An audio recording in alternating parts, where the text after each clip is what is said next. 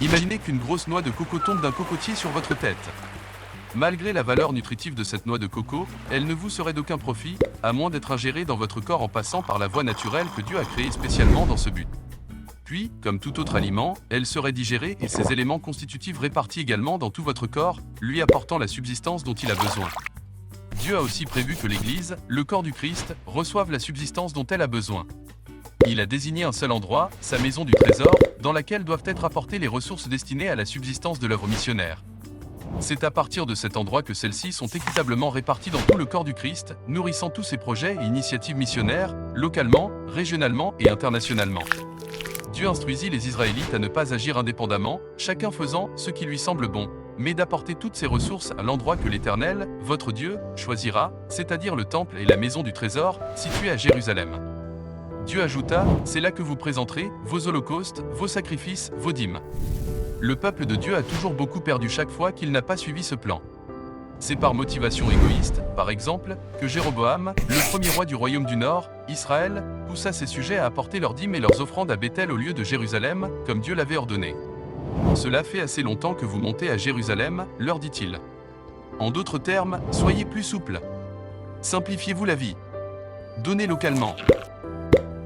Parce que les Lévites et les prêtres ne s'étaient pas joints à Jéroboam dans sa rébellion, il institua des prêtres illégitimes et les entretint avec ce qu'ils recevaient à Béthel.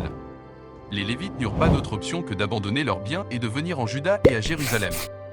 Privé de l'influence spirituelle et de l'éducation religieuse dispensée par les Lévites, le royaume du Nord sombra dans l'apostasie et prit fin, quelques années plus tard, en captivité. Par contre, Ézéchia, roi de Juda, amorça un mouvement de réveil, rétablit les services du temple, le sacerdoce légitime et le système de la maison du trésor en suivant les directives divines. On peut trouver aussi un système rudimentaire de maison du trésor dans l'église apostolique des débuts, au lieu que chacun dirige ses dons individuellement vers la destination de son choix, toutes les ressources furent déposées aux pieds des apôtres et réparties selon les besoins. Cette unité des cœurs, des esprits et des porte-monnaies constitua un terrain essentiel pour préparer l'effusion du Saint-Esprit. On doit s'attendre à trouver la même condition à l'époque de la pluie de l'arrière-saison. Le système de la maison du trésor est encore le moyen le plus efficace de fournir les ressources nécessaires pour l'accomplissement du mandat évangélique confié à l'Église par le Christ. Il a dit, faites de toutes les nations des disciples. En mettant en commun nos ressources, nous pouvons faire plus, aller plus loin et plus vite. Satan sait que, s'il peut nous amener à agir indépendamment, chacun faisant ce qui lui semble bon, ceci handicapera de manière importante la force et l'efficacité de l'Église, et qu'il sera presque impossible de s'acquitter du mandat évangélique confié par Jésus.